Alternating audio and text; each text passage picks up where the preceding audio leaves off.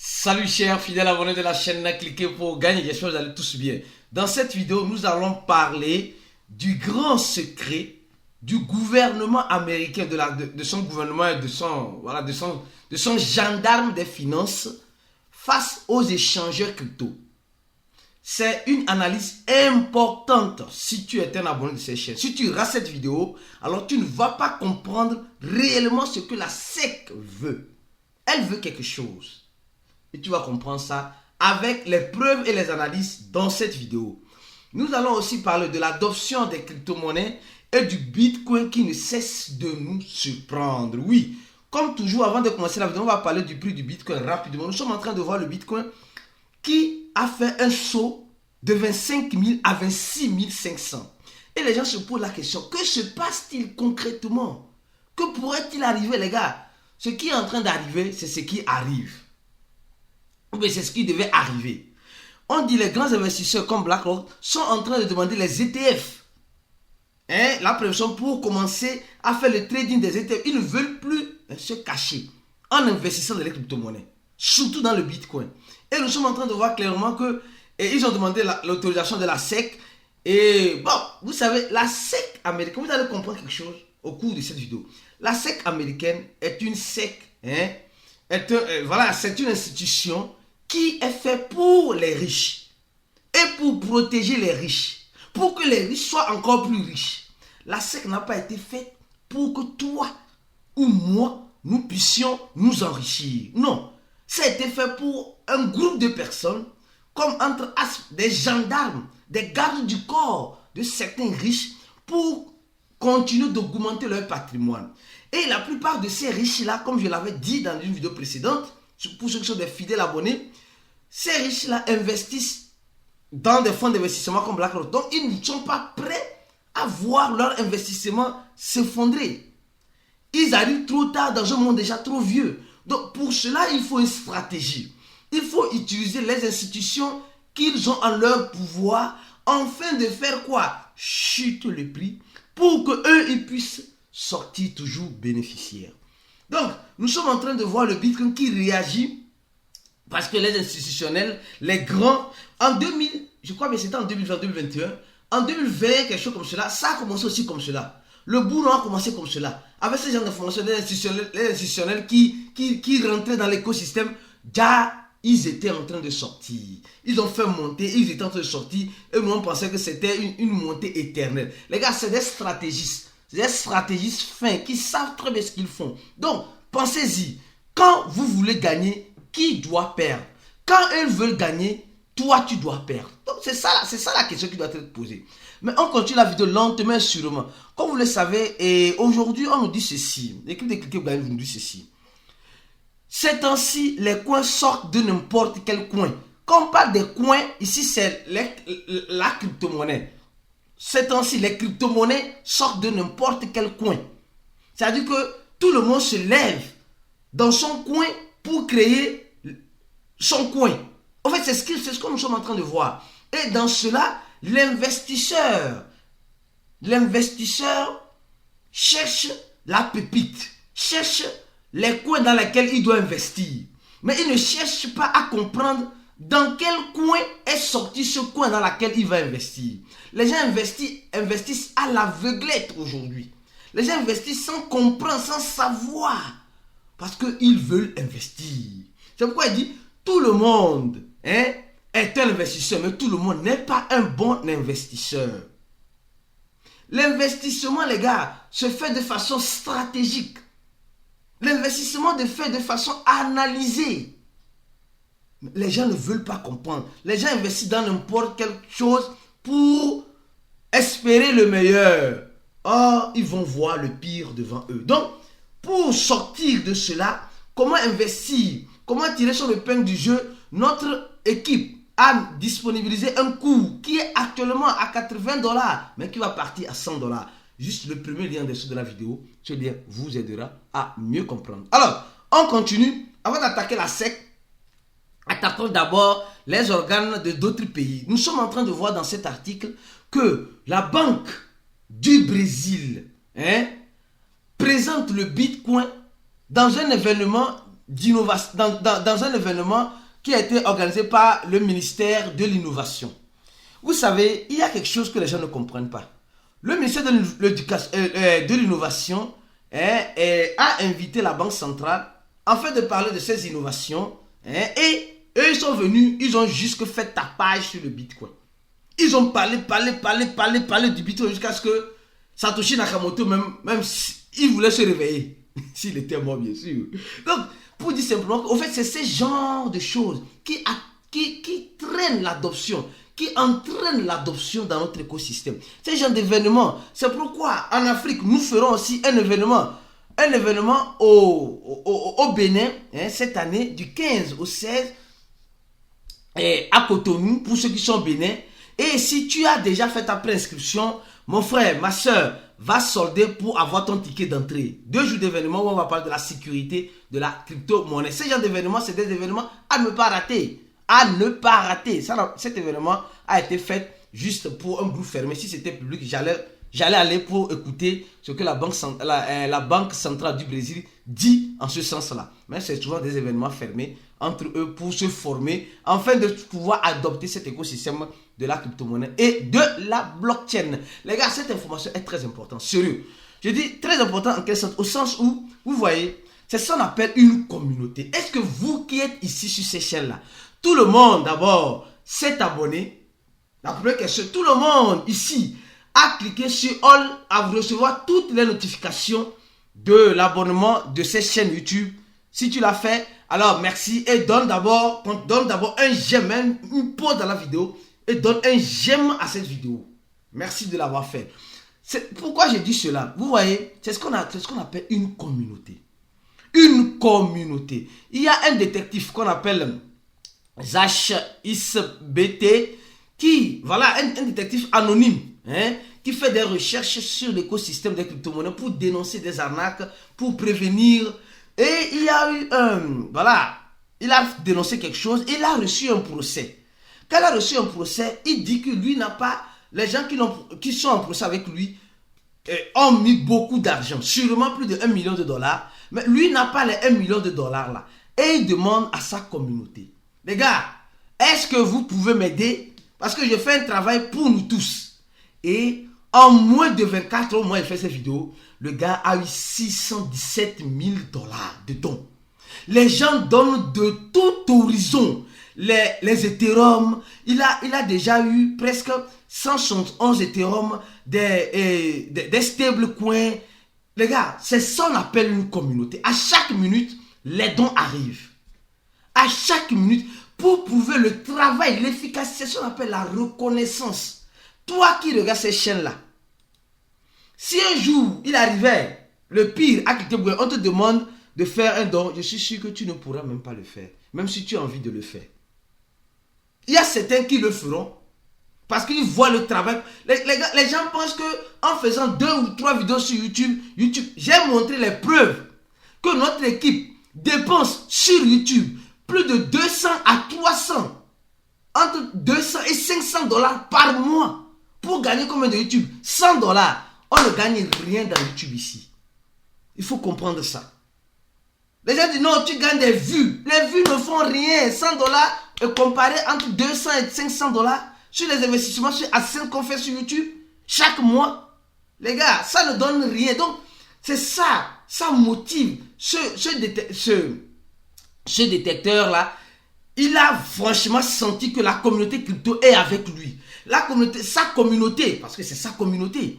Mais ici, il y a certaines personnes, malheureusement, qui ne font que dénigrer quelqu'un pour gagner, qui attendent seulement la chute de quelqu'un pour gagner, qui ne font que donner.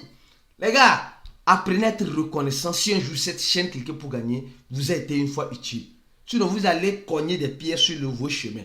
La reconnaissance là est importante. L'ingratitude se paie ici-bas. Arrête d'être ingrat si tu es ingrat contre les activités des autres qui t'aident à avancer toi. C'est très important. Donc, c'est une preuve que ce monsieur a une forte communauté, une communauté qui l'aide, qui est avec lui en 12 heures de temps. En 12 heures de temps, le gars a déjà récolté plus de $1,5 milliard pour défendre ses idées, pour défendre ce qu'il a montré comme preuve face à ce projet. Alors, on continue la vidéo lentement, sûrement. Les gars, maintenant, venons-en. Venons-en sur l'histoire de la SEC. Oui, les gars. D'abord, la SEC, une fois de plus, attaque un échangeur, CoinEx. La SEC attaque l'échangeur CoinEx en disant qu'elle est illégale sur son territoire et qu'elle doit, comme vous le voyez très bien, qu'elle doit un peu plus de 1 million, presque 2 millions de dollars parce qu'elle opère de façon illégale sur son territoire. La SEC américaine est en train de renvoyer les échangeurs crypto. La SEC américaine ne veut plus d'échangeurs crypto. Est-ce vrai cette histoire? C'est ce que nous allons découvrir. En fait, c'est faux. Maintenant, nous sommes en train de voir que la SEC, après avoir attaqué Binance, après avoir attaqué Coinbase, Kraken, Gebenis, ils sont en train d'attaquer l'échangeur OKX.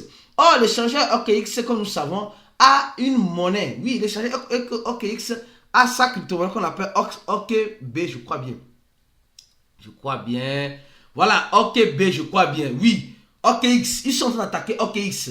Comme quoi, donc ça veut dire simplement que OKB, qui est l'échangeur de la monnaie de OKX, aussi va s'effondrer comme s'est effondré Binance. Binance, c'est pas effondré, les gars. Ceux qui attendent l'effondrement de l'échangeur Binance, vous allez attendre peut-être longtemps, ou surtout l'effondrement de la crypto-monnaie.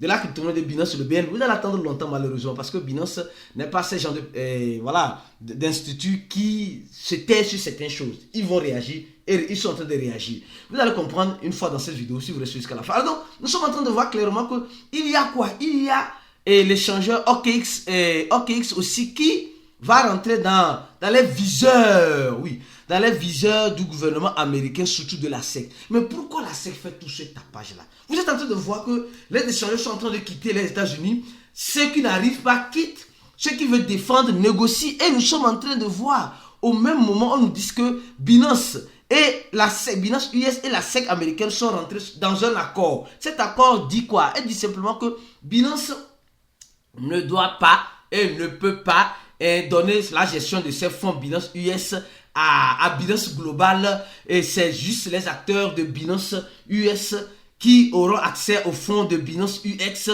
pas Binance Global, etc. Donc, ils sont restés sur cet accord pour le moment. Mais cet accord revient à cette information. En fait, c'est ce que j'ai dit. C'est très important, les vidéos, les analyses que nous faisons ici. Ça suit une suite logique. Pourquoi la SEC, dont fait partie l'entité du gouvernement américain, réagit comme ça face aux crypto-monnaies? Ce n'est pas parce qu'elle n'aime pas les crypto-monnaies. Ce n'est pas parce qu'elle veut voir clair comme de l'eau de roche. C'est parce qu'elle veut tirer son épingle du jeu. Alors, avant de continuer la vidéo, mon frère, ma soeur, clique sur le premier lien en description de la vidéo. Aujourd'hui, nous aurons un chat voice dans le groupe VIP. Un chat voice, c'est quoi? C'est les moments où notre communauté de bons investisseurs et des vrais investisseurs que nous partageons nos expériences, nos analyses. Nous allons plus parler de tout ce qui s'est passé dans l'écosystème de la crypto-monnaie cette semaine dans le chat voice d'aujourd'hui. Donc mon frère, ma soeur, si tu as déjà rempli ce formulaire, le premier lien de la vidéo, tu n'as pas encore soldé tes 80 $, cours vite pour les solder. Si tu as déjà soldé, tu es dans le groupe VIP, fais un effort pour être présent à 20h GMT à ce chat voice qui va chauffer comme d'habitude. Ceux qui vont rater, bloco, vous avez compris. Alors ne rate pas. Ne rate pas cet événement. Et pour continuer rapidement, si tu n'as pas encore créé ton compte sur l'échangeur MEXC Global, mon frère, ma soeur, clique en description de la vidéo. Le deuxième lien en description de la vidéo, tu vas créer ton compte sur MEXC Global et tu auras des avantages exclusifs avec le lien de cliquer pour gagner. Ne rate pas cela. Tu auras ça, bloco encore, tu meurs. Donc, les deux liens, c'est à vous. Alors donc, pourquoi la SEC américaine est en train de faire cela? Pourquoi la SEC américaine agit-il comme cela? Les gars, vous savez, nous avons vu deux choses. Regardez l'analyse que je vais faire. Nous avons vu deux choses. La Chine qui invite les échangeurs qui ne sont pas les bienvenus sur le territoire américain. Les Américains qui chassent les échangeurs. Mais ils savent très bien qu'ils ont un public qui sont des investisseurs dans l'écosystème. Donc, ils vont faire semblant de les chasser et leur donner une amende comme cette amende qu'on a donnée à CoinEx. De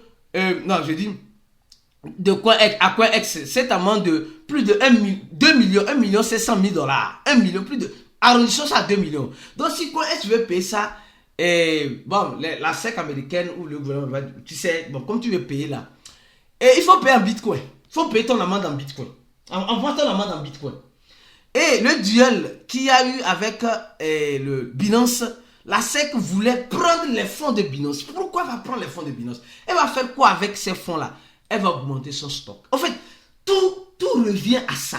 Tout revient à cette information. On dit que le gouvernement américain possède presque 1,8 milliard 8 millions de dollars en bitcoin. Ce qui fait l'équivalent de combien? L'équivalent de 69 000 bitcoins. Le gouvernement américain, la SEC, dont fait partie l'entité du gouvernement américain, possède 69 000 bitcoins. Et ces bitcoins, ils l'ont acheté, ils l'ont jamais. Le gouvernement américain n'a jamais acheté de bitcoin. En fait, c'est ça que vous devez comprendre. Le gouvernement américain, qu'est-ce qu'il fait? Il réquisitionne les bitcoins des plateformes scan, des échangeurs. Il réquisitionne les bitcoins des gens. Et dans cette réquisition, ils ont réussi à avoir un stock de 69 000 bitcoins. 69 000 bitcoins, ils ont réussi à avoir en arrêtant les gens et les bitcoins que ces gens-là possèdent. Et ils ne cessent de contenir. Donc, si ils ont actuellement 69 000 bitcoins, d'accord? Maintenant, s'ils prennent les bitcoins s'ils prennent encore l'amende, ici, cette amende-là de CoinEx là, ils augmentent encore sur 69 000 bitcoins. Ça fait combien? S'ils arrivaient à réquisitionner les crypto-monnaies qui sont sur Binance US, ça va faire combien? Donc, en fait, je ne sais pas si tu as compris cette analyse que je suis en train de faire avec toi. En fait, le gouvernement américain ne veut pas acheter les bitcoins. Donc, ils sont stratégistes. Qu'est-ce qu'ils font? Ils cherchent là où il y a un petit crime, ils mettent le feu et ils viennent jouer aux pompiers. Et ils réquisitionnent ces bitcoins-là, ils gardent ça. Après, qu'est-ce qu'ils font? Ils vendent ces bitcoins-là dans les ventes aux enchères aux riches américains. Vous voyez comment ils sont malins? Je ne sais pas si tu as compris cette analyse que je suis en train de faire pour toi. Le gouvernement américain n'a jamais acheté de bitcoin, mais elle possède beaucoup de bitcoin, presque 69 000 bitcoins. Elle n'a jamais acheté, mais elle a 69 000 bitcoins. Donc, ça veut dire, c'est dans ces genres de choses arbitraires. Exemple, ils vont demander à Coinbase, toi aussi cotise. Si tu ne veux pas qu'on te suive, cotise. Ils vont demander à Binance US, cotise. Kraken, cotise. Gemini, cotise. Maintenant, OKX, cotise. Donc, dans cette cotisation des bitcoins là, dans cette cotisation de ces amendes qui vont inculquer à ces gens de structures crypto là, c'est dans ça que eux ils vont augmenter leur stock. Or, au même moment, quand nous voyons la Chine invite de façon légale ces échangeurs à venir s'implanter sur le territoire et faire quoi? Et payer les frais, d'accord? Et eux, ils vont faire leur stock comme cela. Donc, la Chine est en train de faire son stock de façon légale, de façon à l'amiable, dans une négociation. Mais les États-Unis, ils font cas de force majeure parce qu'ils se disent ils sont la plus grande puissance, ils ont des bons investissements sur le territoire. Et les Américains, c'est vrai, certes, il faut reconnaître, c'est des gens qui aiment investir dans la technologie et dans ce genre de choses. Donc, ils se disent comme vous voulez avoir l'autorisation pour qu'on puisse vous donner l'autorisation, et voilà, d'inviter nos citoyens, alors vous devez faire ça. Donc, vous avez compris cette analyse. Qu'est-ce que tu en penses? Entre la Chine et les Américains, qui sont... Laisse en commentaire de la vidéo, s'il te plaît. Reste en commentaire de la vidéo. Et n'oublie pas de donner un j'aime à la vidéo. Parce que les gars, comme je disais la dernière fois dans le chat-vote, nous allons continuer toutes ces analyses-là dans le chat-vote pour ceux qui auront rempli ce formulaire payé $80. N'oubliez pas CoinEx, les gars. N'oubliez pas MEXC Global, plutôt le deuxième dans la description de la vidéo, pour ceux qui veulent créer et avoir des avantages exclusifs. Et n'oubliez pas de vous abonner et d'activer toute la clochette de notification. On se dit à la prochaine vidéo, mon frère, ma soeur. Et ciao. Reste focus sur ces chaînes pour la prochaine vidéo. On se dit à la prochaine et ciao.